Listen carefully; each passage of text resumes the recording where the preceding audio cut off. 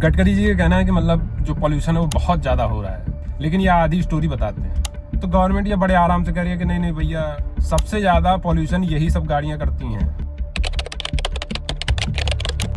गडकरी जी का कहना है कि मतलब जो पॉल्यूशन है वो बहुत ज़्यादा हो रहा है गाड़ियों की वजह से। दिल्ली में पॉल्यूशन बहुत ज़्यादा है गाड़ियों की वजह से, लेकिन ये आधी स्टोरी बताते हैं। आधी स्टोरी इस तरीके से है कि चाहे वो कमर्शियल गाड़ियाँ हों या गवर्नमेंट की गाड़ियाँ हों, सबसे ज़्यादा पॉल्यूशन यही सब गाड़ियाँ करती हैं। जो प्राइवेट गाड़ियाँ हैं वो कोई भी बहुत ही रेयर ऐसे इंडिविजुअल होंगे जो अपनी गाड़ियाँ ऐसी हालत में रखते होंगे जैसा कि सरकारी गाड़ियाँ रहती हैं या कमर्शियल गाड़ियाँ रहती हैं। तो गवर्नमेंट ये बड़े आराम से कह रही है कि नहीं नहीं भैया, सारा पॉल्यूशन जो है वो यही सब गाड़ियाँ कर रही हैं। लेकिन जो अभी सी स्टेप की एक स्टडी आई है उसमें ये बताया गया कि जो 2% कमर्शियल व्हीकल हैं वो 70% पॉल्यूशन के लिए जिम्मेदार हैं। तो गवर्नमेंट ने उस सेगमेंट को एकदम छोड़ा हुआ है, क्योंकि अगर वहाँ पे वो कुछ करेंगे तो लोग हड़ताल करेंगे, रोड पे आ जाएंगे। लेकिन जो एक मिडिल क्लास है जो गाड़ियाँ खरीदता है वो कभी इन सब चीज़ों में नहीं पड़ता है। तो इसीलिए गडकरी जी जो है एकदम वो दावे पड़े हैं कि मतलब कर देना है सब, यहाँ से पॉल्यूशन एकदम फ्री कर देना है। जबकि उनका कहना था कि ईवी जो मैं आ गया हूँ तो अब ईवी के रेट्स एकदम कम हो जाएंगे, कम कर दूंगा, ये कर दूंगा। एमजी कॉमेट जैसी गाड़ियाँ 8 लाख रुपए, 7.5 लाख रुपए शुरू हो रही हैं।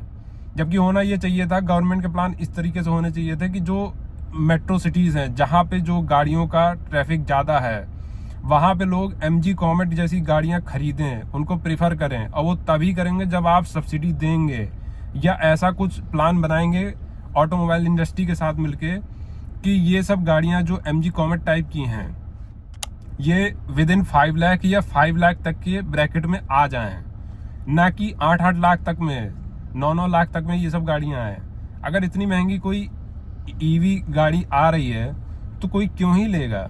और सबको पता है कि ईवी का इंफ्रास्ट्रक्चर कोई इतना खास अभी है नहीं, और ईवी में अलग तरीके की दिक्कतें हैं, एक्सपर्टीज़ अभी उतनी है नहीं कंपनियों के साथ में। और चाहे टाटा हो या महिंद्रा हो, अभी भी वो उस पर मतलब काम कर रहे हैं। अभी कुछ टाइम पहले एक इंसिडेंट हुआ था जहाँ पे कि हैरियर का जो कौन सा मोड था वो एक्टिव हो गया था, उसने एक आदमी की जान ले ली थी।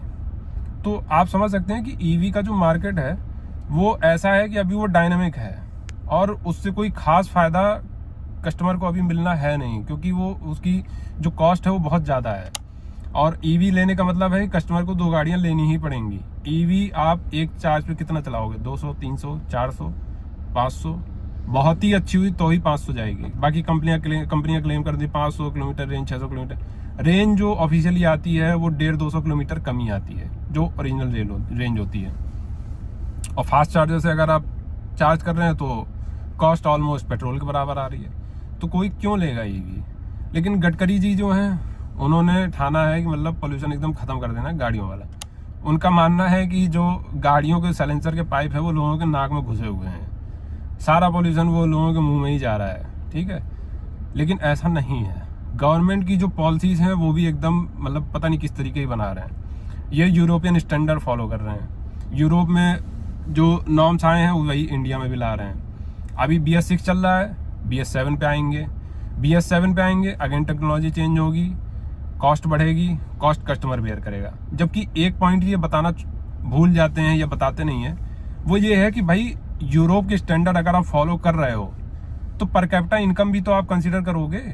या अगर आप ये कंसीडर नहीं कर रहे हो तो जो कॉस्ट बढ़ रही है गाड़ियों की वो कॉस्ट आप बेयर करो, ना कि कस्टमर के ऊपर डालो। जो ऑल्टो 2017-18 में 3 लाख 3.5 लाख में आ जाती थी टॉप मॉडल, वो आज 5.5, 6 लाख में आ रही हैं गाड़ियाँ। ऐसा क्यों है भाई? टेक्नोलॉजी चेंज हो रही है, उसकी कॉस्टिंग बढ़ रही है, वो आप कस्टमर के ऊपर डाल दे रहे हो। और इनकम डिस्पैरिटी आप देखिए यूरोप में, जर्मनी जैसे देश जिनकी पर कैपिटा इनकम जो है वो $60,000 $70,000 के आसपास है, अमेरिका जैसे देश जिनकी पर कैपिटा इनकम $80,000 से ऊपर की है, ज़्यादातर यूरोप की जो पर कैपिटा इनकम वो $30,000 से ऊपर की है। इंडिया की पर कैपिटा इनकम $2,800 है मात्र, वो भी इनकम डिस्पैरिटी इंडिया में बहुत ज़्यादा है।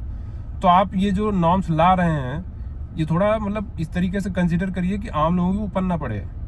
और कॉस्ट कस्टमर बेयर कर भी रहा है, वो उसने BS4 से BS6 का ट्रांजिशन अपने ऊपर ले लिया, उसकी जो कॉस्ट आई, ठीक है, वो भी है। लेकिन अब आपकी जो इथेनॉल वाली पॉलिसी है उसने तो अलग ही मतलब क्या कहते हैं झंझट खड़ा कर दिया है। और अभी भी आपका कोई भरोसा नहीं है। अभी आप E25 पे जाएंगे, E27 पे जाएंगे, E30 पे जाएंगे, फिर उसके बाद अभी डीजल में आप जाएंगे। तो आप करना क्या चाहते हैं मुझे समझ नहीं आ रहा है ऑलरेडी। और जो ऑटोमोबाइल सेक्टर है उनकी सेल्स के नंबर आपको बता देंगे कि ऑटोमोबाइल सेक्टर की सेल जो है वो डाउन ही जा रही है। और उसका कारण यही है कि गवर्नमेंट की पॉलिसी क्लियर नहीं है इस वजह से। और उसका जो मेन भुक्तभोगी बन रहा है वो मिडिल क्लास बन रहा है, क्योंकि वो कार बहुत मेहनत से जो पैसे कमाता है उससे खरीदता है। और वो एक कार ले लेता है, अगर उसमें दिक्कत आनी शुरू हो जाती है तो समझिए उसका मतलब बहुत उसके लिए बहुत परेशानी वाली बात है। लेकिन आप ये सब चीज़ें कंसिडर नहीं कर रहे हैं। तो मुझे लगता है आप जो भी आगे पॉलिसी बनाएं वो इन सब चीज़ों को कंसिडर करें। और जो देख रहे हैं वीडियो, वो इस वीडियो को या इसके जो पॉइंट्स हैं वो ज़्यादा से ज़्यादा लोगों तक शेयर करें और अपनी बात गडकरी जी तक ज़रूर पहुँचाएँ कि ये दिक्कतें हैं, ये दिक्कतें आ रही हैं, आप इस चीज़ को कंसिडर करें। वीडियो अगर अच्छा लगा हो तो शेयर करें और ज़्यादा से ज़्यादा लोगों तक ये सब बातें बताएं। Thank you.